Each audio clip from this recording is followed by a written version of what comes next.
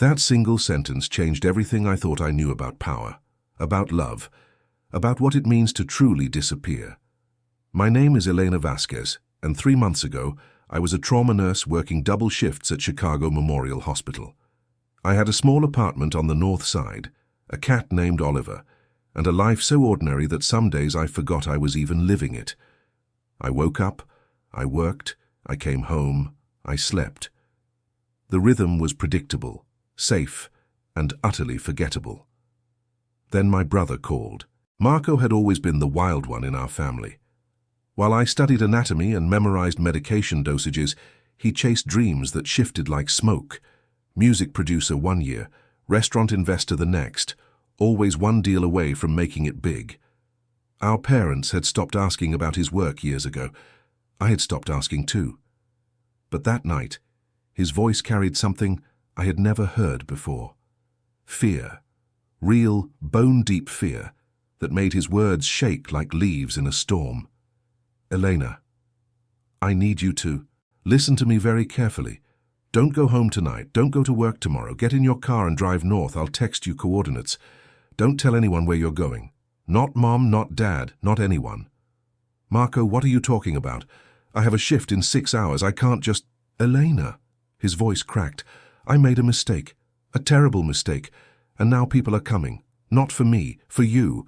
They know about you. They have your address, your schedule, everything. Please, please just trust me this once. The line went dead. I stood in my kitchen, the phone still pressed against my ear, listening to silence. Oliver rubbed against my ankles, oblivious to the way my heart had begun to race. Through the window, the city lights glittered like scattered diamonds, beautiful and indifferent. I should have called the police. I should have called our parents. I should have done 100 rational things that a sensible person would do when their brother called with cryptic warnings in the middle of the night. Instead, I grabbed my emergency bag from the closet, the one I kept packed because working in trauma had taught me that life could change in seconds. I scooped Oliver into his carrier, locked my apartment door, and walked to my car with measured steps, forcing myself not to run. The coordinates Marco sent led me north, past the suburbs, past the small towns, past everything familiar, until the GPS signal began to stutter and fail. The roads narrowed from highways to county, routes to gravel paths that wound through forests so thick the moonlight barely penetrated. I drove for 7 hours. By the time the sun began to rise, painting the sky in shades of pink and gold, I had reached a place where even the gravel ended. A hand-painted sign, weathered by years of rain and snow, read simply, "Private property. No trespassing. Survivors will be prosecuted." I laughed at that. Survivors. As if prosecution was the worst thing that could happen to someone who wandered onto this land. Beyond the sign, a narrow dirt path disappeared into the trees. I parked my car behind a cluster of bushes, grabbed Oliver's carrier and my bag, and began to walk. The forest swallowed me whole. I walked for what felt like hours, though my phone had died somewhere around hour 5 of driving, so I had no way to track time. The trees here were ancient, their trunks so wide that 3 people holding hands couldn't have circled them. Moss covered everything in soft green blankets, and the air smelled of earth and rain and something older, something that predated roads and cities, and the concept of civilization itself. Then I saw it. At first, my brain refused to process what my eyes were showing me. It looked like a tree, an impossibly massive redwood that towered above its neighbors like a cathedral rising from a village. But there was something wrong with its base, something that didn't belong. A door, a perfectly ordinary wooden door, painted deep green to blend with the surrounding forest, set into the trunk of the largest tree I had ever seen. Above it, barely visible through the foliage, I could make out windows, actual windows, with curtains behind them, catching the morning light. Someone had built a house inside a tree. I stood there, frozen, Oliver meowing plaintively in his carrier, trying to reconcile what I was seeing with everything I understood about architecture, about physics, about the limits of human ambition. The door opened. He emerged like a shadow-given form, tall and broad-shouldered, with storm-grey eyes that assessed me in a single sweeping glance.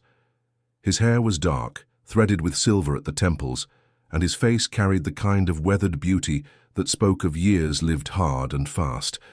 He wore simple clothes, flannel and denim, but something in the way he held himself betrayed a history of expensive suits and dangerous rooms. "You're earlier than expected," he said, his voice deep and measured. "Marco said you'd fight the instructions for at least another day."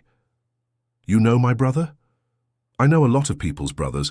Most of them make the same mistakes yours did." He stepped aside, gesturing toward the open door. "You should come inside. The forest has eyes, and not all of them are friendly." Every instinct I had developed in 32 years of life screamed at me to run. This man radiated danger the way a furnace radiates heat. Everything about him, the controlled movements, the watchful eyes, the casual mention of unfriendly observers, painted a picture I recognized from news reports and documentaries about organized crime. But I was exhausted, I was terrified, and somewhere out there, people were hunting me because of choices my brother had made. I walked through the door. The interior of the tree defied explanation.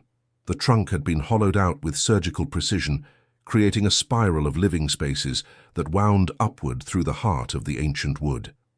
The ground floor held a kitchen and sitting area, furnished with pieces that looked handmade and expensive.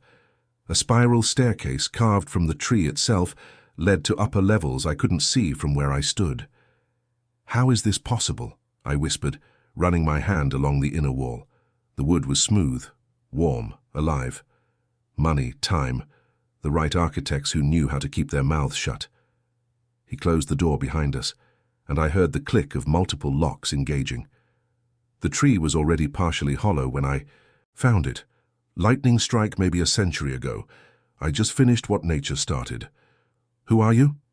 He moved past me toward the kitchen, his movements economical and precise. "My name is Dominic Caruso. 3 years ago, I was the head of one of the largest criminal organizations on the East Coast. 2 years ago, I testified against my former associates in exchange for immunity and witness protection. 1 year ago, I realized that witness protection is a joke when the people hunting you have unlimited resources and very long memories." He set a kettle on a wood-burning stove that looked like it belonged in a museum. "So I disappeared, really disappeared, built this place with my own hands, board by board, until I had created somewhere that doesn't exist on any map, any record, any database. The man I used to be is dead. The man I am now has no name, no history, no connection to the world outside these trees. Then why am I here? Why did Marco send me to you?" Dominic turned to face me, and for a moment I saw something flicker behind those storm-grey eyes, something that looked almost like guilt. "Because your brother owes me a debt he can never repay, and the men who are hunting you because of that debt. They think hurting you will hurt him, and hurting him will lead them to me." He paused, letting the words settle. "I brought this danger into your life, Elena. The least I can do is keep you safe until it passes. Check if you are already subscribed to this channel. These stories are crafted to give you an escape, a journey, a reason to feel something real in a world that often feels numb. If you want to keep experiencing moments like this, hit that subscribe button now." The first week in the treehouse felt like living inside a fever dream.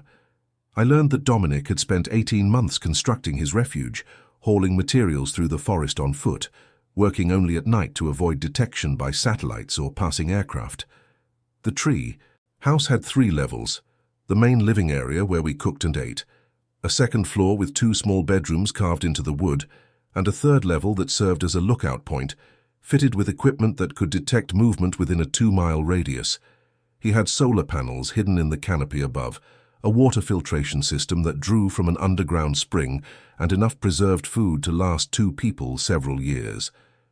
Every detail had been planned with the paranoid precision of a man who understood exactly how determined his enemies could be. "You built all of this alone?" I asked one evening, watching him prepare dinner with the same controlled efficiency he brought to everything. "Mostly. I had help with the electrical work. A man I knew from my previous life, someone who owed me his life and was willing to disappear to repay that debt."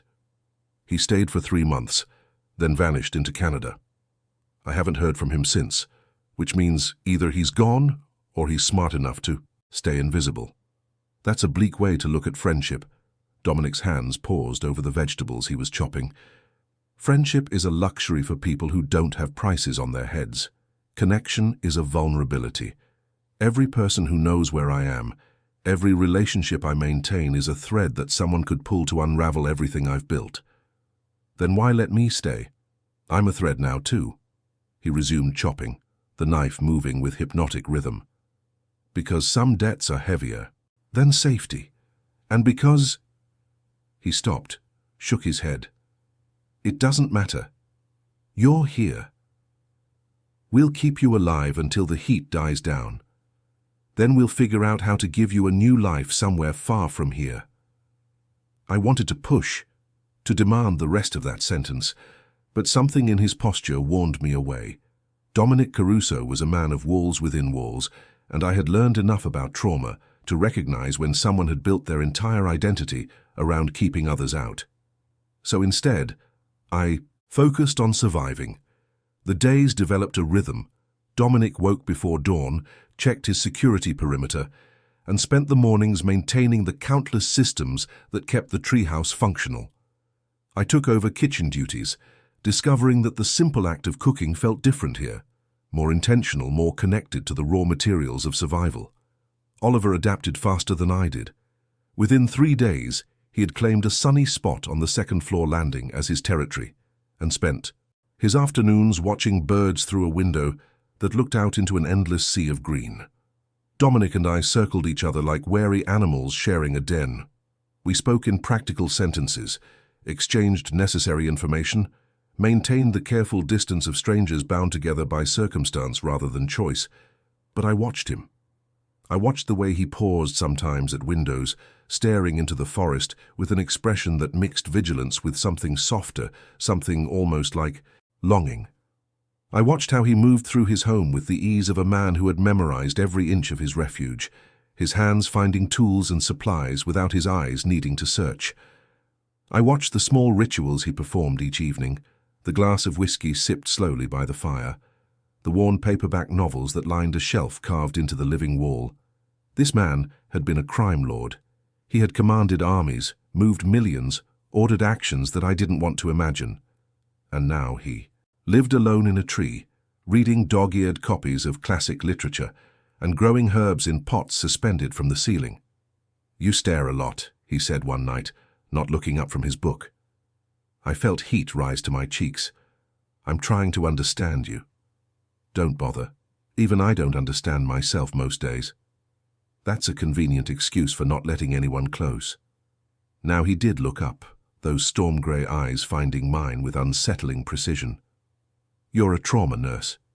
You've spent years putting broken people back together. So let me save you some time. I am broken in ways that can't be fixed. The things I've done, the choices I've made, they don't wash off. They don't heal. They become part of you, like scar tissue on your soul. Everyone thinks they're uniquely damaged. It's a form of arrogance, actually." His eyebrows rose. "Did you just call me arrogant?" "I called your self-perception arrogant. There's a difference." For a long moment, he simply stared at me. Then, slowly, the corner of his mouth twitched upward. It wasn't quite a smile, but it was the closest thing I had seen to one since I arrived. "You're not what I expected," he said. "What did you expect?" "Someone more afraid. Someone who would cower and cry and beg to be sent home.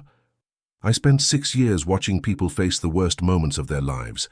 Fear is a response, not a personality. You can feel it without letting it control you." Dominic set down his book, giving me his full attention for the first time since I had arrived. "And you're not afraid of me." "I'm terrified of you," I admitted, "but I'm more terrified of what's outside these walls. So here we are." "Here we are," he echoed, and something in his voice had changed, softened, like a door cracking open just wide enough to let in a sliver of light. That night, I dreamed of storms. The second week brought rain. It fell in sheets so thick that the world outside the treehouse dissolved into grey nothingness. Water drummed against the wood in endless percussion, and the tree itself seemed to groan and sigh, adjusting to the weight of the deluge. We were trapped inside together, closer than ever, with nowhere to go and nothing to do but exist in each other's presence. Dominic taught me chess. I was terrible at it, but he proved to be a patient instructor, explaining strategies and possibilities without condescension. Chess is about seeing the whole board, he said, moving a knight with practiced ease. Most people focus on the piece in front of them, the immediate threat, the obvious move. But the real game is happening 3, 4, 5 moves ahead. You have to think like your opponent, anticipate their plans, set traps they won't see until it's too late. Is that how you survived in your previous life? Survived, yes. Thrived, for a while. He captured my queen, and I groaned. But eventually you realize that treating life like a chess game means treating people like pieces. And pieces don't have feelings. Pieces don't have families. Pieces don't beg for mercy when you decide they're no longer useful. I looked up from the board, studying his face. What changed for you? What made you decide to testify? The rain intensified outside, thunder rolling through the forest like the voice of an angry god. A child, Dominic said finally. A little girl, maybe 6 years old. She was in the wrong place at the wrong time, collateral damage from an operation I ordered. I never saw her face. I never learned her name. But I saw the photograph afterward, and I understood, finally truly understood what I had become. His hands had stopped moving. The chess piece he had been holding clattered onto the board. I built empires on the suffering of others. I told myself it was just business, just the cost of power. But there is no just about a dead child. There is no calculation that makes that acceptable. I looked at that photograph, and I saw every choice I had ever made reflected in her eyes, and I knew that I could not live one more day as that man. So you turned yourself in. I turned myself in. He laughed, but there was no humor in it. Testified against everyone I had ever worked with, every friend and ally and associate, sent men to prison who had trusted me with their lives, and then I ran because even immunity can't protect you from the kind of vengeance I had earned. I reached across the board and placed my hand over his. It was instinct, the same gesture I had made 1,000 times in hospital rooms when words weren't enough. He flinched at the contact, then slowly, carefully turned his hand over, so our palms pressed together. I don't deserve kindness, he said, his voice rough. Maybe not. But I'm not kind because people deserve it. I'm kind because the world is hard enough without adding more cruelty to it. We sat like that, hands joined across a forgotten chess game, listening to the rain try to tear the world apart around us. Something shifted between us that night. The walls didn't come down all at once. Dominic was too guarded for that, and I was too cautious. But cracks appeared in the defenses, small openings through which glimpses of real connection could pass. He told me about his childhood in Newark, the son of immigrants who worked 18-hour days so their children could have better lives. He told me about his older brother, the one who had fallen in with the wrong crowd and dragged young Dominic along until the crowd became a family and the family became an empire. I told him about nursing school, about the first patient I had lost, about the way trauma rewires your brain until you can look at catastrophe with clinical detachment while falling apart inside. We traded pieces of ourselves like currency, each revelation buying another, until the space between us felt less like a gulf and more like a bridge. I haven't talked this much in 3 years, Dominic admitted one evening, watching the fire cast dancing shadows across the walls. Is that good or bad? I don't know yet. He turned to look at me, and there was something vulnerable in his expression, something he usually kept hidden. But it doesn't feel as dangerous as I thought it would. I smiled. High praise from a man who treats connection like a mortal threat. You're mocking me?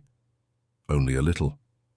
He shook his head, but he was smiling too, a real smile that transformed his face from handsome but severe to something warmer, more human.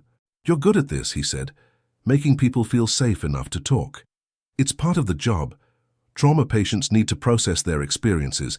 If they can't talk about what happened, it festers inside them like an infection." "Is that what I am to you? A patient?" I considered the question seriously because it deserved a serious answer. "No, you're something else entirely, something I haven't figured out yet. Let me know when you do. You'll be the first." The rain continued to fall, wrapping the treehouse in a cocoon of sound and shadow.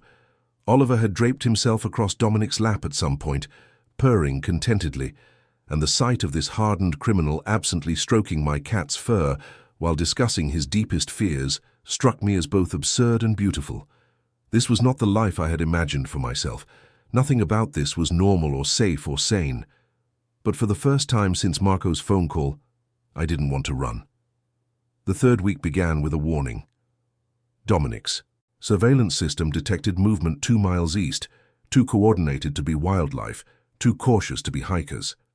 He spent an entire night in the observation tower, watching screens and listening to static, while I paced the living area below, trying not to imagine worst-case scenarios. "They passed through," he reported at dawn, his face grey with exhaustion. 4 men, professional gear, moving in a search pattern. They didn't find anything, but they're getting closer. The grid is tightening. What does that mean for us? It means we need to be more careful. No more trips to the stream. No more wandering outside after dark. We stay inside, stay silent, stay invisible. The next days felt like holding my breath indefinitely. Every sound made me flinch. Every creak of the ancient wood sent adrenaline surging through my veins. Dominic became even more watchful, barely sleeping, maintaining constant vigil over the screens that showed the forest surrounding us. I tried to keep busy, to maintain the routines we had established, but normalcy felt impossible when danger lurked just beyond the trees. One night, I woke to find Dominic sitting on the floor of my room, his back against the wall, a weapon resting across his knees. "What are you doing?" I whispered. "Your room has the weakest sightline to the entrance. If they breach the perimeter, this is where they'll try to enter." "So you're just going to sit here all night?" "For as long as it takes." I should have felt afraid, should have been disturbed by the image of an armed man standing guard while I slept. Instead, I felt something entirely different, a warmth spreading through my chest that had nothing to do with fear. "Dominic." He looked up, those storm-grey eyes reflecting the faint moonlight filtering through the window. "Thank you." He didn't respond with words. He just nodded once, then returned his attention to the door, a sentinel in the darkness, protecting what had somehow become his to protect. "Leave." A comment with the words, "I believe in redemption." This story is about second chances, about darkness finding light, and I want to know if you believe too. Drop that comment below right now. By the 4th week, the search parties had moved on, but the tension remained. Dominic explained that criminal organizations worked in patterns. They would search an area, report back, then return weeks or months later, hoping that their target had grown complacent. The danger wasn't over. It had simply entered a different phase. "So we just wait forever?" I asked, frustration bleeding into my voice. "We wait until it's safe, or until we find another solution." "What kind of solution?" He was quiet for a long moment. "The man hunting you, his name is Victor Sorrento. He took over operations after I left, consolidated power, eliminated anyone he saw as a threat. He wants me gone because my testimony damaged his reputation and cost him significant resources. He wants you because hurting Marco's. Sister sends a message about what happens to people who cross him, so it's not really about me at all. No, you're a means to an end, which makes you both safer and more dangerous. That doesn't make sense." Dominic moved closer, leaning against the kitchen counter where I stood. "Safer because Victor doesn't actually care whether you live or survive. He just wants leverage. More dangerous because that means he won't hesitate to hurt you if it serves his purposes." I absorbed this. Information, trying to fit it into the framework of my previous existence. A month ago, my biggest concern had been scheduling conflicts at the hospital. Now I was discussing criminal psychology with a former crime boss in a house built inside a tree. "What happened to Marco?" I asked. "You never told me exactly how he got involved with these people." Dominic's jaw tightened. "Your brother got involved with loan sharks to fund a business venture that failed. When he couldn't pay, the debt got sold to Victor's organization. Standard practice. But Marco, trying to negotiate his way out, mentioned that he knew someone who had worked with me years ago, someone who might have information about my location. Victor saw an opportunity and started squeezing. And Marco told them about me to take pressure off himself." "Not exactly. He refused to give them anything useful, so they started investigating his family instead. You were always going to be a target. Marco calling you, sending you. Here, that was his way of trying to protect you before Victor's men made their move." I felt tears prick my eyes. My brother, foolish and reckless Marco, had tried to save me in the only way he knew how. "Is he safe now?" "He's in hiding. Different location, different arrangement. I have people watching him, making sure Victor's reach doesn't extend that far." "You have people? I thought you were completely isolated." Dominic's expression shifted, something complicated passing through his eyes. "Some connections are worth the risk. The man who warned me about Victor's search parties, the ones who are watching your brother, they're not employees or allies. They're debts being repaid. Favors from another life that I cashed in when I needed them most." I studied his face, seeing layers I hadn't noticed before. This wasn't just a man hiding from his past. This was a man who had spent years building a network of obligations, of loyalty earned and favors owed, creating a safety net woven from the very world he had tried to leave behind. "You never really escaped, did you?" "No one escapes, not completely. The best you can do is manage the distance, control how much the past can touch you." "That sounds exhausting." "It is." He met my eyes, and for once his guard was completely down. "But it's better than the alternative. Better than watching someone else get hurt because of choices I made." I moved without thinking, closing the distance between us, wrapping my arms around him. In an embrace that surprised us both. He went rigid at first, his body tensing like a coiled spring. Then slowly, carefully, his arms came around me, and he held on like I was the only solid thing in a world made of water. "I don't know how to do this," he whispered into my hair. "Do what?" "Any of it. Connection. Trust. Letting someone see the parts of me I've spent years trying to bury. You don't have to know how. You just have to be willing to try." We stood there, wrapped in each other's warmth, while the forest breathed around us and the ancient tree creaked and settled. This was not a romance built on moonlight and roses. This was something rawer, more honest, forged in fear and isolation, and the desperate need to not be alone in a world that wanted us dead. It was, in its strange way, the most real thing I had ever experienced. The 5th week brought unexpected visitors, though not the kind we had feared. Dominic's surveillance system detected a single figure approaching from the north, moving openly without any attempt at concealment. We watched on the screens as the shape resolved into a woman, maybe 60 years old, carrying a basket covered with a checkered cloth. "Who is that?" "Martha Chen. She owns a farm about 15 miles north of here. Off the grid, no connections to anyone who matters." "You know her?" "She thinks I'm a writer who moved to the forest for inspiration. She brings me preserves and vegetables once a month, and I give her firewood and help with repairs." I stared at him. "You have a neighbor, a friendly neighbor who brings you food. Even hermits need vitamins." He went to meet her at the edge of the tree house's concealed approach, leaving me to watch through a hidden camera. Their interaction was brief but warm, two people exchanging goods and pleasantries, as if they weren't standing in the middle of nowhere, as if one of them wasn't a former crime lord hiding from assassins. When Dominic returned, he was carrying the basket, and wearing an expression I had never seen before. Softness, almost contentment. "She makes the best apple butter in 3 states, he said, setting the basket on the counter. "And she's convinced I'm writing the great American novel. Asks about my progress every visit." "What do you tell her?" that the muse is fickle but persistent. He began unpacking jars of preserves, each one labeled in neat handwriting. Martha lost her husband 12 years ago. Her children all moved to cities, rarely. Visit? She stays on the farm because it's all she knows, all she has left of the life she built. So you give her company. I give her the illusion of company, a reason to walk 15 miles through the forest once a month, a project, someone to fuss over. He paused, holding a jar of pickles up to the light. It's not much, but it's something. Sometimes something is enough. I thought about all the patients I had tended over the years, the lonely ones who held on to nurses' hands because human touch had become rare and precious in their lives. Connection takes many forms, and sometimes the smallest gestures carry the most weight. You're a better person than you give yourself credit for, I said. I'm a person who made terrible choices trying to build something better in the aftermath.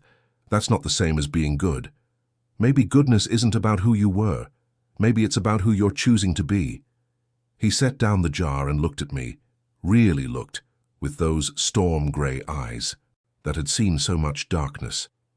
You make it sound simple. It is simple, not easy, but simple.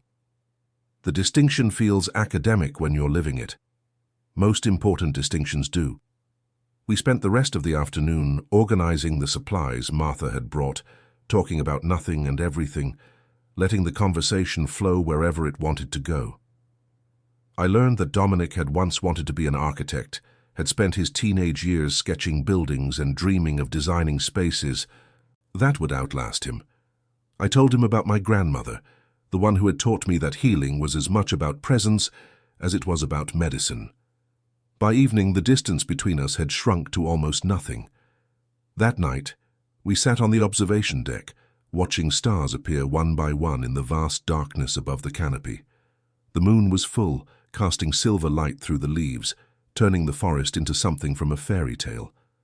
I used to hate nights like this, Dominic said quietly.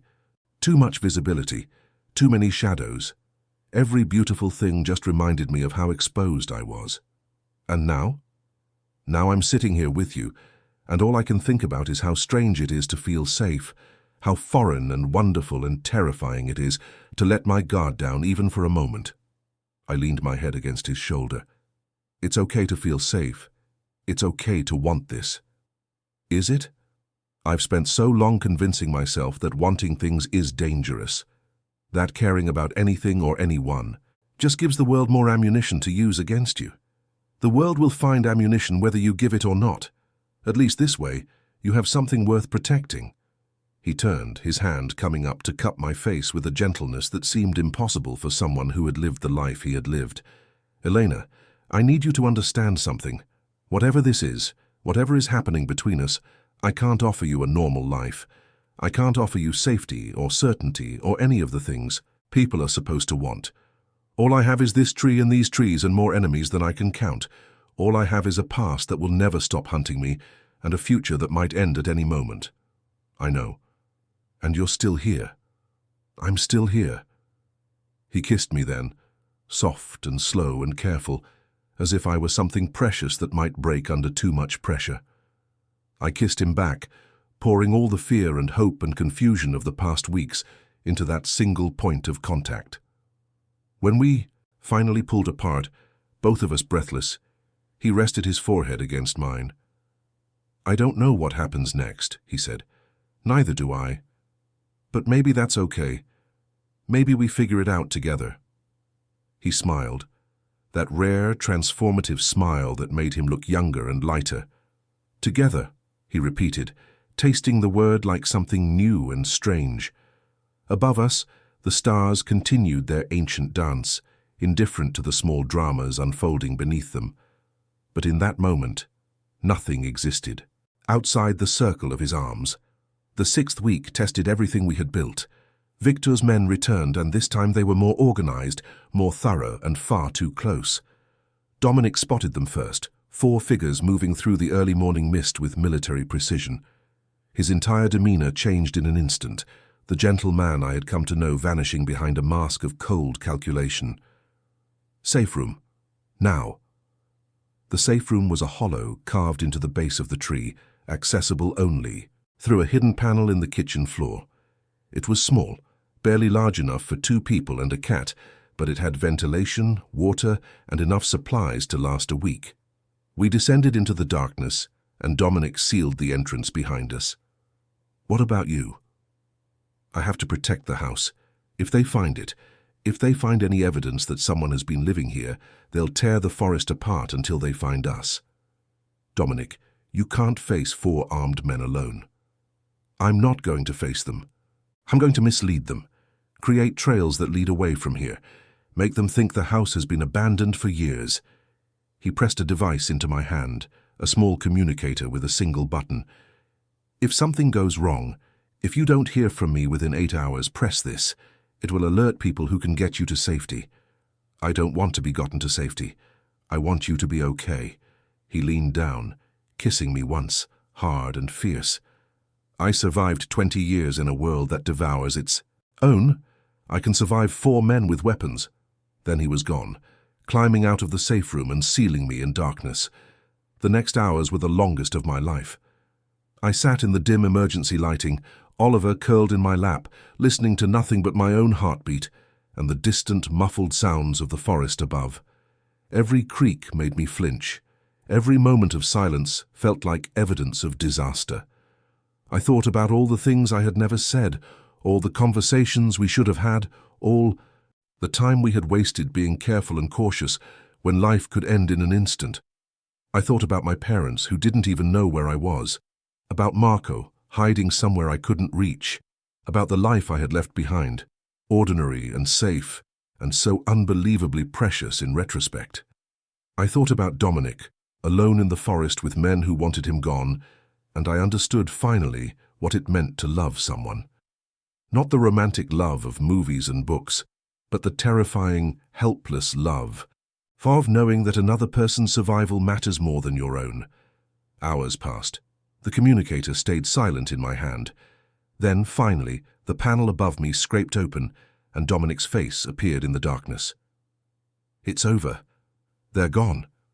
I scrambled up the ladder, throwing myself into his arms, not caring that he was covered in mud and scratches and exhaustion. "What happened? How did you—" "Later. I'll explain everything later. Right now, I just need—" His voice broke, and he pulled me closer, burying his face in my hair. "I just need you." We stood there, wrapped around each other, trembling with relief and residual fear. "I thought you were gone," I whispered. "I spent 8 hours thinking I'd lost you." "I know. I'm sorry. The trails took longer than expected, and I couldn't risk the communicator in case they were scanning frequencies." "Don't ever do that again." "I can't promise that. I can only promise to try."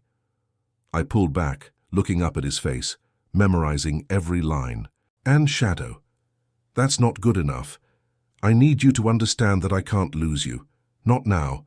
Not after everything we've been through. Eleanor, I love you. I know it's crazy. I know we've only known each other for 6 weeks. I know everything about this situation is insane, but I love you and I need you to not leave me." He stared at me for a long moment, and then something in his expression cracked open. "I love you too, against every instinct, every self-preservation mechanism I've ever developed. I love you, and it terrifies me more than any threat ever could." I laughed, tears streaming down my face. "Good. Then we can be terrified together." He kissed me again, and this time there was nothing careful about it. This was need and relief, and the desperate joy of survival, 2 people celebrating the simple fact that they were still alive. Whatever came next, whatever challenges the future held, we would face them together. The 7th week marked a turning point. Dominic had contacts who owed him favors, people in places with access to information that ordinary citizens never see. Through them, he learned that Victor Sorrento had become distracted by a federal investigation, his resources pulled away to fight battles on multiple fronts. "The search has been called off," Dominic reported, his voice carrying something I had never heard in it before. Hope. "Not permanently, but indefinitely. Victor has bigger problems right now than hunting old ghosts." "What does that mean for us? It means we have time, time to plan, time to build a life that doesn't involve looking over our shoulders every moment. Here, in the tree? He took my hands in his thumbs tracing circles on my skin. For now, yes, but eventually, when things settle further, we could travel. See places. Be something other than fugitives hiding in the forest. I looked around the room I had grown to love, the curved wooden walls, the hanging plants, the windows that framed endless green. This strange, impossible place had become home in ways I never expected. I like it here, I said. I like who I am here, who we are here. So do I. But I don't want you to feel trapped. You had a life before this, a career, friends, family. You can't stay in exile forever just because of me. What if I want to? What if this is where I choose to be? He studied my face, searching for doubt or obligation. Then I would be the luckiest man alive. But you need to be sure. This isn't a decision you can take back easily. I'm sure. I was. In that moment, looking into his storm-grey eyes, feeling his hands warm and solid around mine, I had never been more certain of anything. Then stay, Dominic said, his voice rough with emotion. Stay, and let me spend the rest of my life trying to deserve you. You already deserve me. You just need to believe it. He pulled me close, and we held each other while the sun set through the canopy, painting everything in shades of gold and green. Outside, the forest breathed and whispered and lived. Inside, two people who had found each other against all odds began the long, slow process of building something that would last. The 8th week brought Marco. He appeared at the edge of the surveillance perimeter, haggard and thin but alive, waving at a camera he shouldn't have known was there.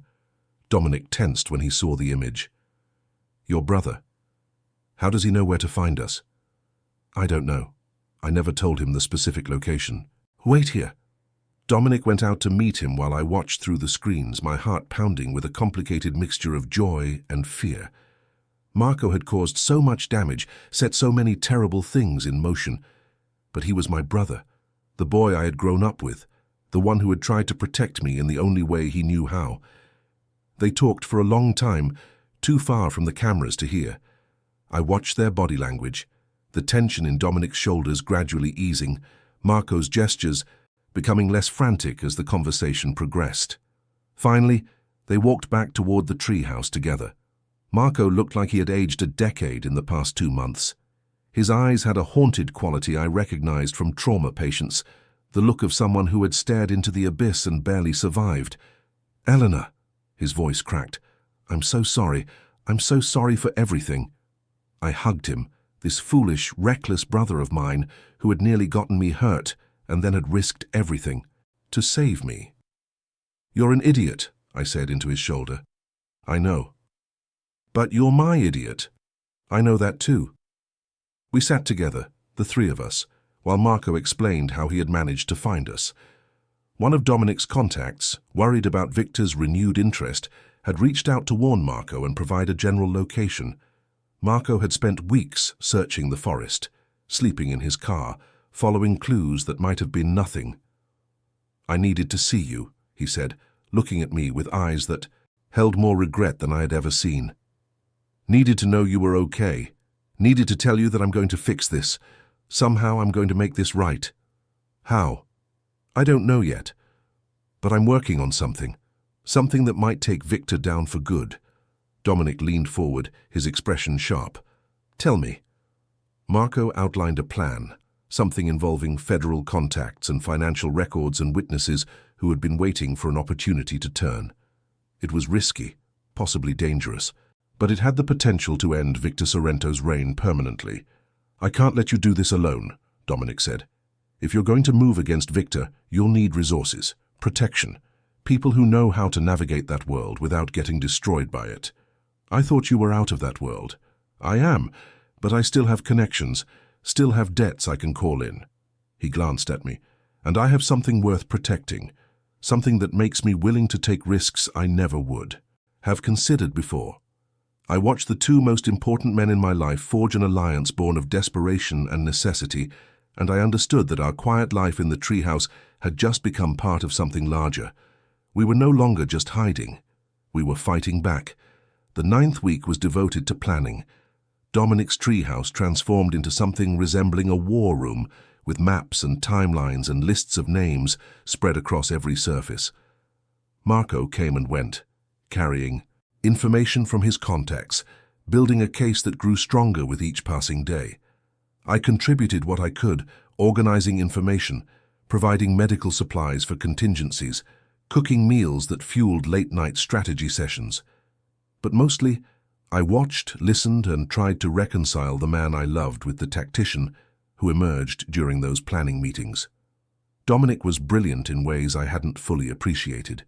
He saw patterns others missed, anticipated moves before they were made, constructed plans within plans that accounted for countless variables. The skills that had built a criminal empire were now being turned toward its destruction. "You could have been anything," I told him one night after Marco had left. "With a mind like yours, you could have changed the world." "I did change the world, just not for the better." He pulled me close, his arms wrapping around me with possessive tenderness.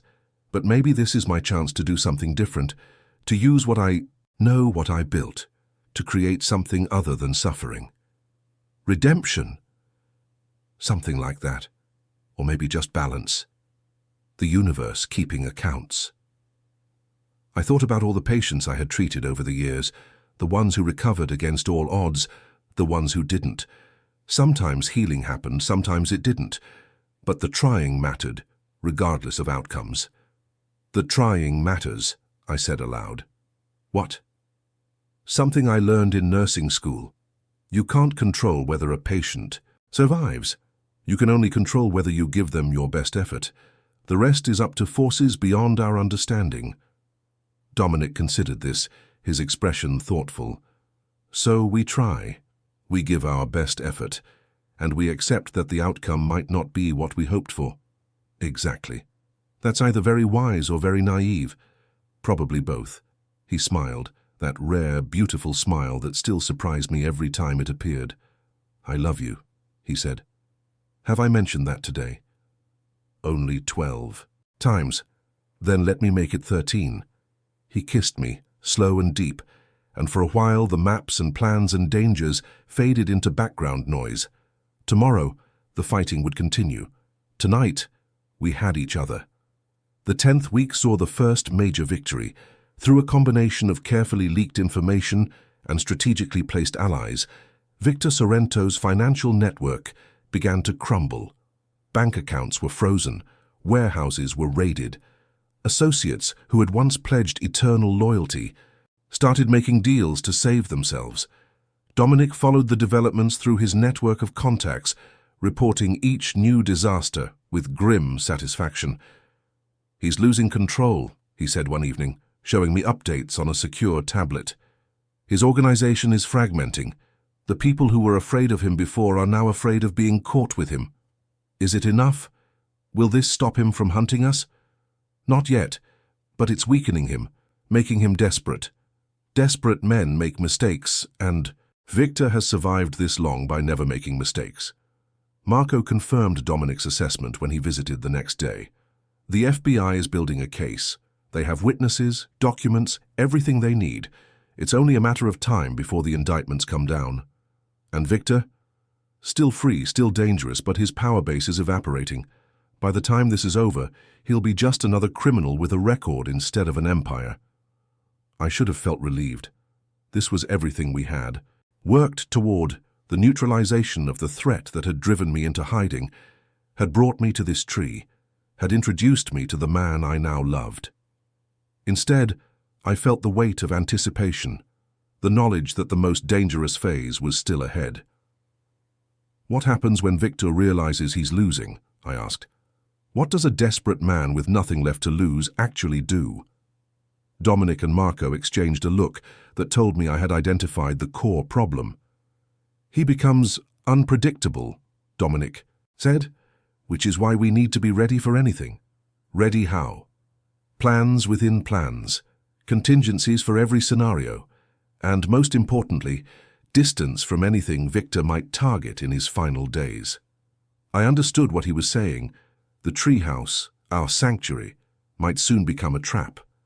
If Victor discovered its location, discovered our connection, he might come for us personally, rather than through proxies. We should leave, I said. Go somewhere he can't find us. Not yet.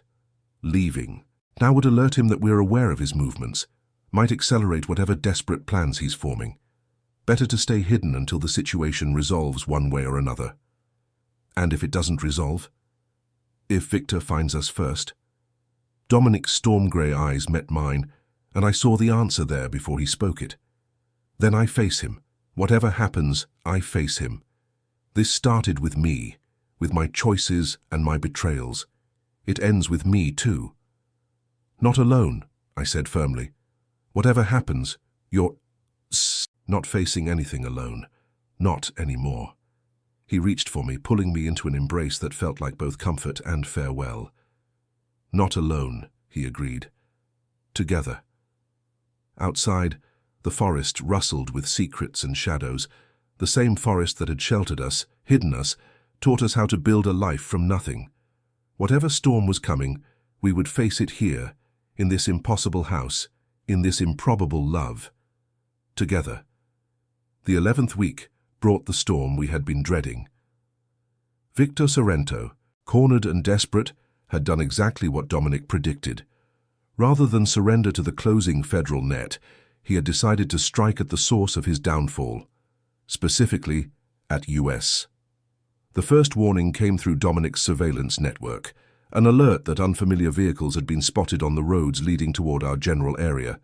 The second came from Marco, a frantic call warning that Victor had obtained intelligence about our location through means neither of them could explain. Someone talked, Marco said, his voice tight with fear. Someone in Dominic's network sold us out. How long do we have? Hours. Maybe less. Dominic was already moving, pulling weapons from hidden compartments, activating systems I hadn't known existed. The gentle man I had fallen in love with vanished entirely, replaced by someone colder, harder, forged in fire and ready to burn. Elena, I need you to go. Now. There's an exit route I never told you about, a tunnel that leads half a mile north. You take Oliver, you take the emergency supplies, and you run. Don't look back, don't wait for me. No, this isn't a negotiation. You're right. It isn't. I'm not leaving you. He grabbed my shoulders, his grip intense. Do you understand what these people will do if they catch you? Do you understand what happens if Victor decides to use you against me? I understand. I also understand what happens to you if I'm not here to watch your back while you're busy being heroic. Elena, I'm a trauma nurse, Dominic. I've worked on wounded patients and accident survivors and people who should have been gone 10 times over. I know what violence looks like. I know what it costs. And I know that if you face this alone, you will not survive because you'll be so worried about me that you won't be focused on yourself. He stared at me, and I watched the calculation happen behind his eyes. The tactical mind weighing risks and probabilities. Finally, he nodded once. Together, then. But you do exactly what I say when I say it. No arguments. Agreed. He handed me a weapon, showed me how to hold it, where to aim, when to use it. His instructions were clear and clinical, the voice of someone who had taught these lessons before, though in very different circumstances. We spent the remaining time fortifying the treehouse, blocking access points, creating choke points that would give us advantages over superior numbers. Dominic moved with practiced efficiency, transforming our home into a defensible position. By the time night fell, we were ready, or as ready as 2 people could be against an unknown number of armed opponents. We sat in the darkness, listening to the forest, waiting for the violence we knew was coming. If this ends badly, Dominic said quietly, I want you to know that these past months have been the best of my life. Whatever happens, whatever tomorrow brings, you gave me something I thought was lost forever. What's that? Hope. The belief that maybe I wasn't beyond redemption after all. I reached for his hand in the darkness, threading my fingers through his. You're not. You never were. I love you, Elena Vasquez. I love you too, Dominic Caruso. Somewhere in the distance, an engine rumbled. The storm had arrived. The first breach came 2 hours before dawn. They cut through the security perimeter like it wasn't there, professionals who knew what they were doing, who had been briefed on defenses and vulnerabilities. Dominic's screen showed 6 figures approaching, maybe more held in reserve. Too many, he muttered. Someone gave them everything. What do we do? We stick to the plan, funnel them into choke points, use the terrain against them. He checked his weapon one final time, and we pray. The first attacker reached the treehouse door, and Dominic's traps engaged. An alarm blared, disorienting in the darkness. Flashes of light, designed to blind night vision equipment, strobed. Through the windows. In the chaos, Dominic moved like something from myth, a figure of controlled action, dispatching threats before they could fully materialize. I stayed at his back, watching angles he couldn't cover, remembering his instructions, trying not to think about the fact that real people were falling to his precise, professional efficiency. But there were too many. For every opponent Dominic neutralized, another appeared. They were adapting, learning from the fallen, adjusting their approach. The funnel tactics were working, but they couldn't work forever. Then I heard the voice, Victor Sorrento, somewhere outside, speaking through a megaphone with the calm assurance of someone who believed he had already won. Dominic, I know you're in there. I know she's with you. Come out now and this ends quickly. Make me come in, and I promise you'll beg for it to end before it's over. Dominic went still, his expression unreadable. Stay here, he said. Dominic, I said stay here. He moved toward the door and I understood what he was planning. Surrender, trade himself for my safety. The same sacrifice he had accused me of turned inside out. I couldn't let him. I stepped out of the shadows, weapon raised, positioning myself between Dominic and the door. Elena, what are you doing? Stopping you from doing something stupid. This isn't the time.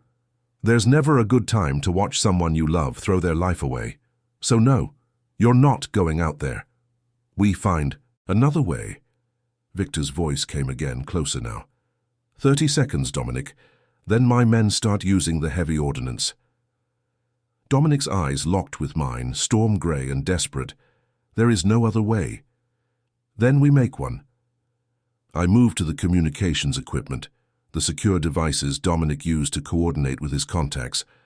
Call everyone. Every debt, every favor, everyone who owes you anything. Call them all.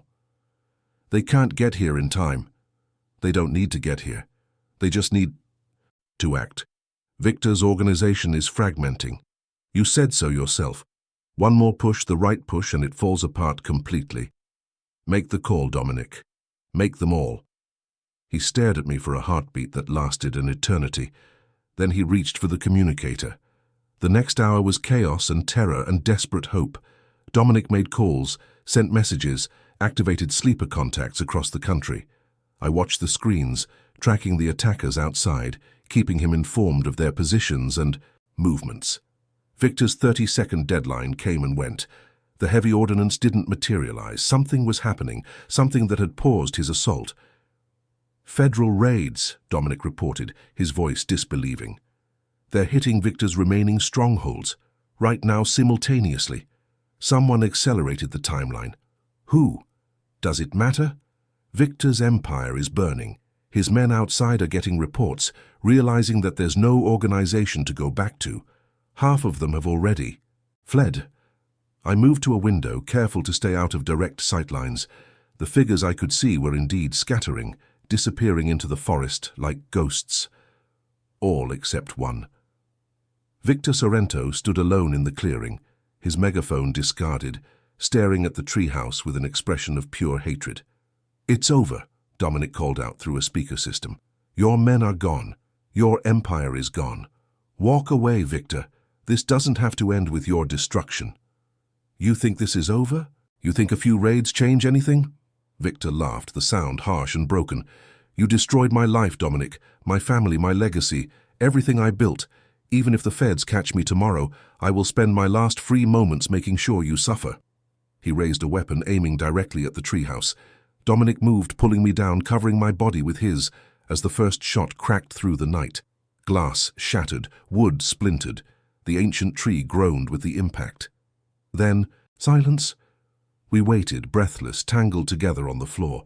A single gunshot echoed from outside, different from Victor's weapon, and then a voice I didn't recognize called out. "Sorrento is down. You're safe." Marco appeared in the doorway of the treehouse, wild-eyed and pale, a weapon still smoking in his hand. The contacts called me. Said Victor's men were retreating, but Victor wasn't leaving. I got here as fast as I could and... He stopped, looking at the weapon like it belonged to someone else. "I didn't mean to. I just saw him aiming and..." Dominic rose slowly, helping me to my feet, then moved to embrace my brother. "You saved us. That's what matters. I took someone's life. You protected your family. There's a difference." Marco's composure crumbled. He collapsed against Dominic's shoulder, sobbing, while I wrapped my arms around them both. Outside, the first light of dawn was breaking through the trees. The storm had passed. The 12th week was devoted to healing. Marco stayed with us in the treehouse while the federal investigations concluded, and Victor Sorrento's organization collapsed entirely. The official story was that Victor had been taken down during a confrontation with security forces. Marco's involvement was never documented. Some truths are better left unrecorded. Dominic focused on repairing the damage from the assault, replacing shattered windows and patching wounded walls. He worked with his hands day after day, restoring the sanctuary that had nearly been destroyed. I tended to the emotional wounds, the invisible ones that weapons couldn't cause but fear had inflicted. We talked, all three of us, about what we had experienced, what we had lost, what we had gained. "I never wanted any of this," Marco confessed one evening. "I just wanted to be successful, to prove to everyone that I could make something of myself." "And instead you proved something far more important," I told him. "That when it really matters, you show up. You protect the people you love. By making terrible choices that almost got you hurt, and then by making better choices that saved us all. That's not nothing, Marco. That's everything." He looked at Dominic, this man he had dragged into our family's disaster. "How do you live with it? The weight of all the choices you've made?" "You don't live with it exactly. You carry it. You let it shape you without crushing you. And you find people who help you bear the load." Dominic reached for my hand, and I saw something pass between the two men, an understanding forged in shared extremity. "We're family now," Dominic said, "not by birth, but by fire. And family takes care of each other." Marco nodded slowly. Family. Oliver, who had spent most of the chaos hiding in the safe room, chose that moment to wind between our legs, demanding attention with his customary imperious meows. We all laughed, the tension breaking like fever. Whatever came next, we would face it together. The 13th week brought transformation. With Victor's organization dismantled and the federal cases working their way through the courts, Dominic's status shifted from fugitive to cooperating witness. The immunity he had negotiated years ago held firm, and new agreements protected him from the chaos Victor's fall had unleashed. "I can leave," he told me one morning, wonder in his voice.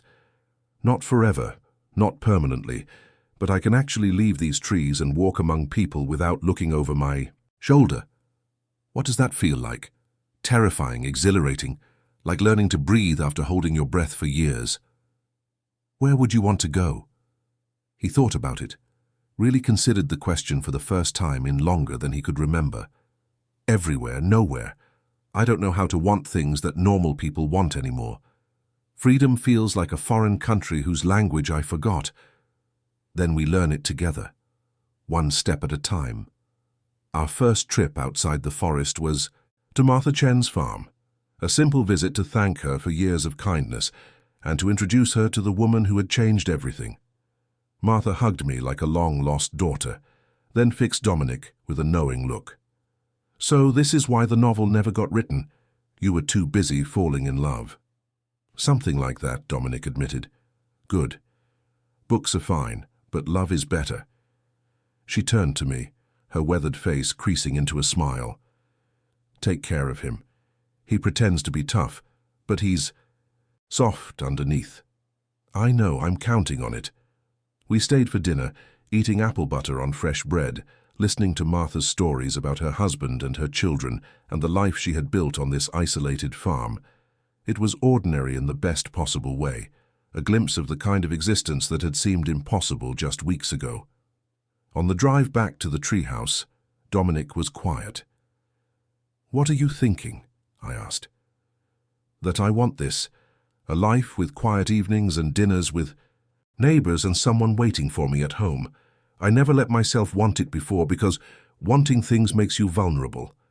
But I'm tired of being invulnerable. I'm tired of being alone." "You're not alone anymore." "No, I'm not." He reached across the seat, taking my hand. "Stay. Not just for now, not just until things settle. Stay forever. Build a life with me in that ridiculous house inside a tree." That sounds like a proposal. Maybe it is. I smiled, watching the forest pass outside the window, thinking about all the twists and turns that had led me here. Then maybe my answer is yes. The 14th week felt like the first page of a new story. Dominic began the process of transitioning his remaining legitimate assets into something sustainable, investments and accounts that could support a life far from the world he had known. I contacted my hospital, explaining my extended absence, beginning the delicate work of figuring out how to maintain my career from a distance. Marco returned to the city, determined to rebuild his own life with the lessons he had learned written on his soul. We talked every day, this brother I had almost lost, and in his voice I heard the beginnings of the man he might finally become. "I'm starting a foundation," he told me during one call, "something to help people who got caught up in situations like mine. Debt counseling, legal resources, ways out that don't involve making deals with criminals." That's ambitious. I have a lot to make up for. This seems like a start. It's a good start. Thanks, sis, for everything, for not giving up on me. Family doesn't give up.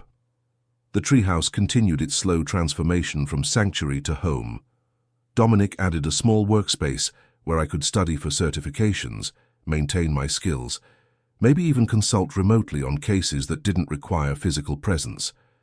I planted an herb garden in containers that caught the filtered light, bringing color and fragrance to the wooden walls. Oliver claimed new territories, exploring the spiral staircases and hidden nooks with feline determination, occasionally bringing us gifts of leaves and twigs he had discovered on his expeditions. "I never imagined this," Dominic said one evening, watching the sunset paint the canopy in shades of fire. "Never imagined that running away could lead to running toward something better." Maybe that's the trick. Running away and running toward can be the same motion, depending on where you end up. Philosophical. I have my moments. He pulled me close, and we watched the light fade together, two people who had found each other in the strangest possible circumstances and decided to stay. The world outside continued its endless churning, full of danger and beauty and the countless small dramas that make up human existence. But in this tree, in this forest, in this love, we had found something that felt like forever. The 15th week brought an unexpected visitor. A letter arrived at Martha's farm addressed to Dominic in handwriting I didn't recognize. Martha brought it to us personally, curiosity barely contained behind her farm wife politeness. Inside was a single page, written in elegant script. "I heard what happened with Victor. I heard about the woman who helped you survive. I wanted you to know that I'm proud of you, that despite everything, despite all the darkness you walked through, you found a way to build something real. Your mother would have been proud too. Stay safe. Stay loved. Your friend, always. A." Dominic stared at the letter for a long time. "Who is A?" I asked. "Someone I thought was gone. Someone who helped me escape years ago, when escape seemed impossible." He folded the letter carefully, reverently. "Knowing they're still out there, still watching, still wishing me well, it changes things." "How?" "It makes the past feel less like a weight and more like a foundation. All those connections, those relationships, the debts and loyalties, and betrayals, they weren't meaningless. They led somewhere. They led here. I thought about my own past, the family I had grown up with, the career I had built, the ordinary life that had seemed so complete before Marco's call shattered it. Everything leads somewhere. The question is whether we let the destination define the journey or the other way around. Still philosophical. You bring it out in me. He laughed, and the sound echoed through the treehouse like music. We were going to be okay, more than okay. We were going to be extraordinary. The 16th week unfolded with quiet purpose. My parents finally learned the truth, a carefully edited version that explained my disappearance without revealing the full scope of danger I had faced. They flew in to meet Dominic, to see the impossible home we had built, to try to understand how their practical, sensible daughter had ended up living in a tree with a former criminal mastermind. "He's not what I expected," my mother confessed after dinner, while Dominic and my father washed dishes with awkward masculine silence. "What did you expect? Someone harder, colder, more obvious about the things he's done. The obvious ones rarely survive as long as he has. That should frighten me. Instead, I look at how he looks at you, and all I see is a man who would tear down the world to keep you safe." She paused, her expression thoughtful. "Your father looked at me like that once. Still does sometimes. It's rare, that kind of devotion. Rare, but not impossible. No, not impossible." She hugged me, longer and tighter than she had since I was a child. "Be happy, Mija. That's all I've ever wanted." My father was characteristically less verbal about his approval, but the firm handshake he gave Dominic before they left said everything that needed saying. Family accepted. Another bridge built. The 17th week brought a challenge I hadn't anticipated. The federal prosecutors wanted me to testify. Not about Dominic's past crimes, his immunity covered those, but about Victor Sorrento's final assault, the evidence of his desperation and violence that had led to his downfall. "I don't know if I can do this," I confessed to Dominic, staring at the subpoena that had arrived via federal courier. "Stand up in court, relive everything that happened, become part of the public record. You don't have to. We can fight the subpoena, claim witness protection concerns. But that would weaken the case, make it easier for Victor's remaining associates to claim he was targeted unfairly rather than taken down in a confrontation. His remaining associates don't deserve your sacrifice." I thought about it for a long time, weighing the costs and benefits with the same clinical detachment I applied to medical decisions. If I testify, it ends. The whole chapter closes. But if I refuse, it lingers. Questions remain unanswered. The story never quite finishes. Stories don't need to finish for life to continue. No, but I want this one to finish. I want to stand in front of judges and jurors and the whole world, and I want to say, "This happened. I survived. He didn't. And that's justice." Dominic studied my face, and I watched him recognize the determination there. "Then I'll be with you. Every step, every moment. You won't face any of it alone." "I know." The trial was 3 months away. 3 months to prepare, to practice, to steel myself for the ordeal of public testimony. 3 months. To become the person who could walk into that courtroom and speak truth to power. I had faced worse odds. The 18th week marked 6 months since Marco's desperate phone call had launched me into this improbable life. Half a year. It felt like both forever and no time at all. Dominic planned a celebration, though celebration might be too grand a word for what he actually organized. A quiet dinner under the stars, served on the observation platform, with candles floating in mason jars and music drifting from a hidden speaker. "I'm not much for grand romantic gestures," he admitted, adjusting a candle that kept flickering in the breeze. "But I wanted to mark this somehow. It's perfect. It's adequate at best. It's perfect because it's you. Because you thought of it, planned it, executed it with the same precision you bring to everything. That's romantic." He served the meal he had spent all day preparing, dishes I recognized from his childhood stories, recipes his mother had, taught him before the world had taken her away. "Tell me about her," I asked, tasting something wonderful that I couldn't quite name. "My mother. You mention her sometimes, but never the details. I want to know who she was, what she dreamed, how she loved. Dominic set down his fork, his expression softening in ways I had learned to treasure. She was small, maybe 5 feet tall, but she filled every room she entered. She had this laugh, like bells ringing, that could make you forget whatever you were worried about. He paused, lost in memory. She came to this country with nothing, no English, no money, no connections, just determination and a belief that her children would have better lives. Did she succeed? In every way that matters, no. Her children became criminals. Her grandchildren never existed. Her legacy is complicated by everything that came after. But in another way, yes? He looked at me, and I saw the grief he usually kept hidden. Yes, because here I am, in the house I built with my own hands, sharing a meal with the woman I love, telling stories about a mother who deserved so much better than what I gave her. His voice cracked. She would have adored you, would have adopted you immediately, and spent the rest of her life trying to feed you. I would have let her.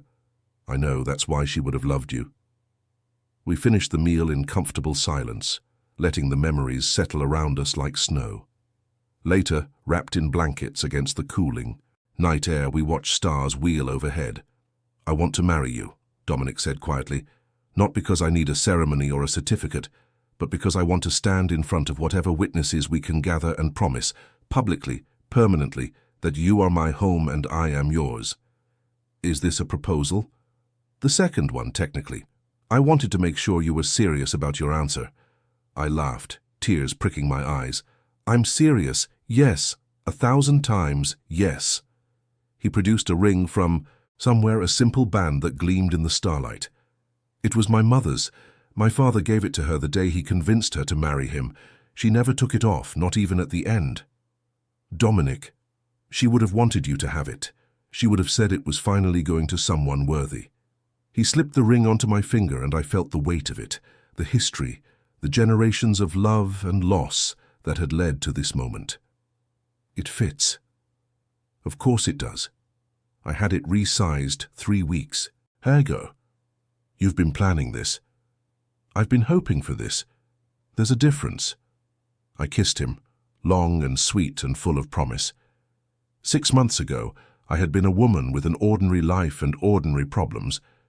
Now I was engaged to a former crime lord, living in a tree preparing to testify in federal court, and somehow improbably, unbelievably happy. Life had strange ideas about what people needed. Sometimes those ideas were right. The 19th week began the preparation for trial. Lawyers came to the treehouse, an invasion of suits and briefcases that seemed wildly out of place among the curved wooden walls and hanging plants. They asked questions, demanded details, walked me through the testimony I would give until the words felt burned into my brain. The key is consistency, the lead prosecutor explained. You tell the same story every time, the same way, with the same details. Any deviation, any inconsistency, and the defense will tear you apart. I understand. Do you? Because the defense will try everything. They'll suggest you're lying to protect your boyfriend. They'll imply that Marco's involvement means your whole family is criminal adjacent. They'll ask about your immigration status, your work history, anything they can use to paint you as unreliable. My immigration status is fine. I'm a third-generation citizen. They don't care about facts. They care about impressions, about making the jury doubt you, even unconsciously. Dominic sat through all of it, watching the lawyers work, occasionally asking questions that revealed his own expertise in legal maneuvering. When they finally left, he pulled me into his arms. You don't have to do this. I know. We could disappear, really disappear this time. Somewhere they'd never find us. And spend the rest of our lives running? No, I'm done running. I want to stand my ground, face what's coming, and then build our life in peace. Even if it costs you? Some things are worth paying for. He held me tighter and I felt his fear, his love, his desperate need to protect me from a world that kept trying to hurt us. Then we prepare, we practice, we make you so ready that nothing they throw at you will stick. Together, always. The 20th week tested that commitment. A reporter discovered my identity and published a story connecting me to Dominic, to Marco, to the whole tangled web of violence and redemption. The article painted me as either a victim or an accomplice, depending on which paragraph you read. My phone exploded with calls from people I hadn't spoken to in years, former co-workers, distant relatives, old classmates who had read my name in the news and wanted to know if it was really true. Was I really living in a tree with a criminal? Had I really been held hostage by dangerous men? Was my brother really involved in organized crime? I stopped answering after the first dozen calls. "This is what they do," Dominic said, watching me struggle with the invasion of my privacy. "They can't defeat you in court, so they try to destroy you in public opinion, make you look so compromised that even if the jury believes you, everyone else will doubt. How do you survive it? You accept that some people will never understand, that the truth, your truth, the real story of what happened and why, belongs to you and the people who love you. Everyone else gets the version that fits their narrative. That's cynical. It's realistic. I spent 20 years in a world where reputation was currency and truth was whatever the powerful decided. You learn to separate who you are from who others think you are." I thought about the patients I had treated over the years, the ones who came in with stories that didn't match their injuries, the ones whose families painted pictures that contradicted everything the evidence showed. Everyone constructs narratives to make sense of chaos. Sometimes those narratives help, sometimes they harm. The key was knowing the difference. "I know who I am," I said finally. "I know what I did and why I did it. If strangers want to believe I'm something else, that's their burden, not mine." Dominic smiled, that rare and precious expression that still surprised me with its warmth. "There's the woman who survived Victor Sorrento. I was wondering when she'd show up. She never left. She was just catching her breath." The trial lasted 3 weeks. I testified for 4 days, answering questions until my voice went hoarse and my memories felt wrung dry. The defense attorney was everything the prosecutors had warned about: aggressive, insinuating, determined to paint me as unreliable at best and complicit at worst. But I had prepared. I had practiced. I had spent months learning to speak truth clearly, consistently, unapologetically. The jury returned a verdict of guilty on all counts. Victor Sorrento's remaining associates, the ones who had participated in the final assault on our sanctuary, would spend decades in prison. The organization he had built was officially, legally, permanently destroyed. Walking out of that courthouse, Dominic's hand warm in mine, I felt something shift inside me. A weight lifted, a chapter closed. "It's over," I said, blinking in the sunshine. "It's really actually over. The trial is over, the threat is over." Dominic squeezed my hand. "But our story is just beginning." Marco met us at the car, grinning ear to ear. "You were incredible," he said. "The way you handled that cross-examination, I thought the defense attorney was going to have a breakdown. I learned from the best." "Dominic?" "No, the trauma patients I used to treat. They taught me that the truth doesn't need defending, it just needs speaking." We drove back to the treehouse, this time with no one hunting us, no one watching, no threats lurking in the shadows, just 3 people who had survived the unsurvivable, heading home. The wedding happened in autumn, when the forest surrounding the treehouse blazed with color. Martha Chen officiated. She had gotten ordained online specifically for the occasion. My parents flew in, along with aunts and uncles and cousins who had questions about my choices, but loved me enough to show up anyway. Marco stood as witness, his eyes bright with tears he pretended were allergies. The ceremony was simple, performed on the observation platform where Dominic and I had spent so many nights watching stars and talking about futures that seemed impossible. "Do you take this woman to be your wife?" Martha asked, her voice carrying through the crisp autumn air. "I do, with everything I am and everything I hope to become." "And do you take this man to be your husband?" "I do, for all the storms we've weathered and all the ones still to come." We exchanged the rings. Dominic wore a simple band that matched his mother's ring, now resting on my finger, and Martha pronounced us married with visible satisfaction. "You may kiss your bride, but keep it appropriate. There are old ladies present." Everyone laughed, and Dominic kissed me with the tender intensity that had become our signature. The reception was potluck style, with Martha's apple butter appearing on every table and my mother's arroz con pollo feeding the crowd. Dominic had arranged for a small band, local musicians who knew how to play romantic standards and weren't inclined to ask questions about the unusual venue. As the evening wound down, I found myself standing alone, at the edge of the platform, looking out at the forest that had become my home. "Regrets?" Dominic asked, appearing at my side. "None. You? Only that we couldn't have met differently, that you had to go through everything you did before we found each other. Maybe that's what made this possible. Maybe we needed all that darkness to recognize the light. Philosophical to the very end. It's part of my charm." He wrapped his arms around me from behind, and we watched the last guests drift. Away, watched the candles gutter in the cooling air, watched the stars emerge one by one. "What now?" I asked. "Now we live. We build something beautiful from the ashes of everything that came before. We prove that survival isn't just about enduring, it's about flourishing. Big plans. I've always been ambitious. I'm just pointing the ambition somewhere healthier." I leaned back against him, feeling his heartbeat steady against my shoulder blade. This man, this impossible, complicated, redeemed man. He had built a house inside a tree to disappear from the world. Instead, he had found a reason to rejoin it.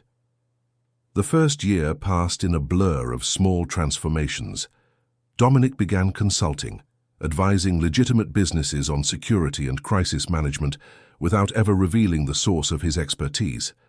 I obtained certifications that let me work remotely, providing telehealth services to rural communities that lacked medical resources. We traveled when we could, short trips, that let Dominic practice being visible in a world that had forgotten to hunt him. Italy, where his grandparents had been born. Mexico, where my family's roots stretched back generations. Places with no connection to crime or danger, where we could simply be tourists like anyone else. Marco's foundation grew, helping hundreds of people escape the debt traps that had nearly destroyed our family. He visited often, bringing stories of lives changed and futures salvaged. "You started all of this," he told Dominic one evening. "Your testimony brought down Victor. Your example showed me that even the darkest past can lead to a brighter future. I didn't start anything. I survived my own mistakes. You built something from the lesson." Same difference. Martha Chen became a regular fixture in our lives, bringing preserves and gossip and the kind of no-nonsense wisdom that only comes from decades of hard living. She never asked about Dominic's past, never wanted to know the details, but she understood enough to treat him like what he was becoming rather than what he had been. "That's the secret," she told me once. "People spend so much time judging each other for who they were. The brave ones judge each other for who they're trying to be." Oliver, now approaching elderly cat status, developed arthritis that Dominic treated with heated beds and the kind of devoted attention usually reserved for human patients. "You're ridiculous," I told him, watching him administer medication with surgical precision. "He's family. Family takes care of each other. You learned that somewhere. I learned it here. From you." The treehouse continued to evolve, new additions appearing as our needs changed. A proper office space, a guest room for visitors, a small greenhouse attached to the south-facing window, where I grew vegetables year-round. "We're becoming domesticated," Dominic observed, watching me harvest tomatoes one morning. "Is that bad?" "It's unexpected. I spent so long thinking domestication was for other people, for normal people, for people without difficult pasts. Maybe normal is just a story we tell ourselves. Maybe everyone is building their version of it, one day at a time." Still philosophical. "After all this time, always." He kissed me, there among the tomato plants and the morning light, and I felt the truth of what we had built settle into my bones. This was home. This was love. This was the life we had chosen, against all odds, from all the darkness that had come before. The third year brought news that changed everything again. I was pregnant. We hadn't planned it, hadn't specifically prevented it either, had discussed the possibility in abstract terms without ever reaching conclusions. But there it was, confirmed by 3 different tests, undeniable and terrifying and wonderful. "A child," Dominic said, staring at the test results like they were written in a foreign language. "Our child. Are you okay?" "I don't know. I never imagined." He stopped, something cracking open behind his eyes. What kind of father would I be? What could I possibly teach a child that isn't stained by everything I've done? You could teach them that people change, that redemption is possible, that the man you become matters more than the man you were. Those are nice words, but words are easy. Living them is hard. You've been living them for 3 years. Every day, every choice, every small act of building instead of destroying, that's the lesson. That's what our child will see.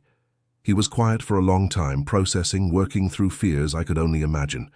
Then, slowly, a smile spread across his face. A child. Our child. Still scary? Terrifying. But also, he pulled me close, his arms wrapping around me with fierce tenderness. Also the most exciting thing that's ever happened to me, which is saying something, given my history. I love you. I love you too. Both of you. The pregnancy transformed the treehouse one more time. A nursery appeared on the 2nd level, carved from the living wood with the same care Dominic brought to everything he built. Martha Chen taught me to knit, producing baby blankets in increasingly elaborate patterns. My mother visited monthly, bringing advice and baby clothes and the kind of overwhelming grandmother energy that transcended language. Marco became obsessed with child safety, researching car seats and baby-proofing with the intensity he had once brought to bad business deals. "Your brother is driving my suppliers crazy," Dominic reported. "He's demanded documentation on every piece of wood in the nursery. He's processing his guilt by being useful." "I know. I just hope he stops before the actual baby arrives, or the kid is going to be wrapped in bubble wrap until college." The baby arrived in spring, a daughter with her father's storm-grey eyes and her mother's stubbornness. We named her Maria, after Dominic's mother. "She would have loved this," Dominic whispered, holding his daughter for the first time, tears streaming down his face. Holding her granddaughter in a house built from hope instead of violence. "She's here, in spirit, in memory, in the legacy you're creating. Do you believe that?" "I believe that love persists, that the people who shaped us continue to shape us, even after they're gone. And I believe that Maria will grow up knowing she comes from a family that fought for redemption and won." Maria chose that moment to start crying, breaking the solemnity with the practical demands of newborn existence. "She's hungry," I said, reaching for her. "How can you tell?" "Nursing school. 6 years of crying babies teaches you things." Dominic watched us, his expression cycling through wonder and fear and overwhelming love. "I'm going to mess this up," he said quietly. "Somehow, inevitably, I'm going to make mistakes that hurt her." "Yes, every parent does. The difference is whether you learn from the mistakes or repeat them. More wisdom, more truth." The years that followed blurred together in the way that years do when filled with love and growth and the 1,000 small dramas of family life. Maria took her first steps on the observation platform, tottering toward Dominic with determined concentration. She spoke her first words.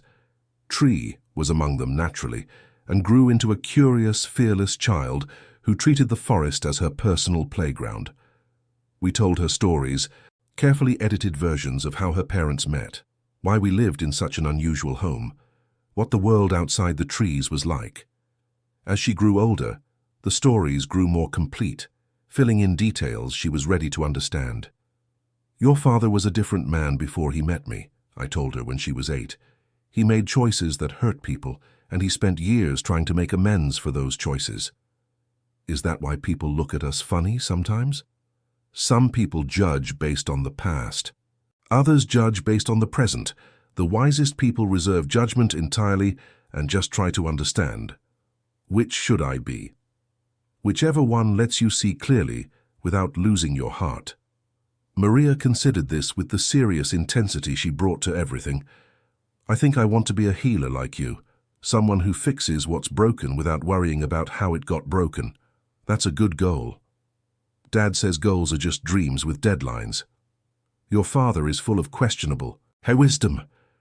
I heard that, Dominic called from the kitchen. You were meant to. Maria giggled, and the sound filled the treehouse like music. This was what we had built, not just a sanctuary, but a family, not just survival, but flourishing.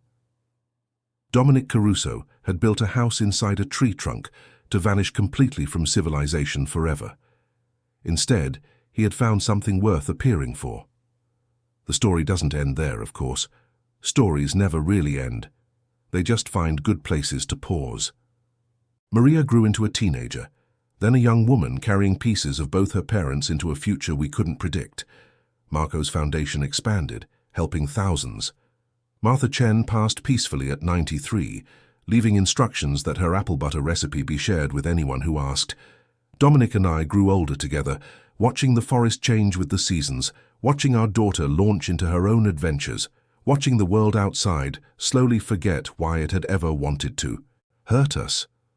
Some nights we still sat on the observation platform, watching stars and talking about everything and nothing. Do you ever regret it? Dominic asked once, years into our marriage. Giving up your old life, your career, your normal existence. I didn't give anything up. I traded it for something better. Even the danger, the fear, the years of looking over our shoulders. Even that, because all of it, every terrifying moment, led to this. I gestured at the treehouse, the forest, the life we had built. And this is exactly where I want to be. He smiled, that rare, beautiful smile that still surprised me after all these years. Philosophical to the very end. Always. We sat together, two people who had found each other against impossible odds, watching the night settle over the forest they called home. The Mafia Boss had built a house inside a tree trunk to vanish completely from civilization forever. But love, as it turns out, has a way of finding you anyway. Even in the deepest woods, even in the strangest sanctuaries, even when you've given up on being found. If you have watched this far, it is because you connected with Elena and Dominic's story. Leave a comment saying, I watched this far, so I can see who truly appreciates these tales of love and survival. Also, leave a like and share this video so more hearts can be touched by this message of hope and transformation. Check if you are already subscribed to this channel. These stories remind us that redemption is possible, that love can transform even the darkest hearts, and that home is not a place but a choice we make every day.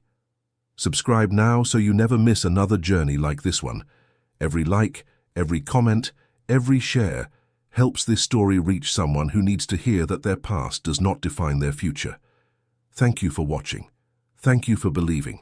Thank you for being part of this journey. Until next time.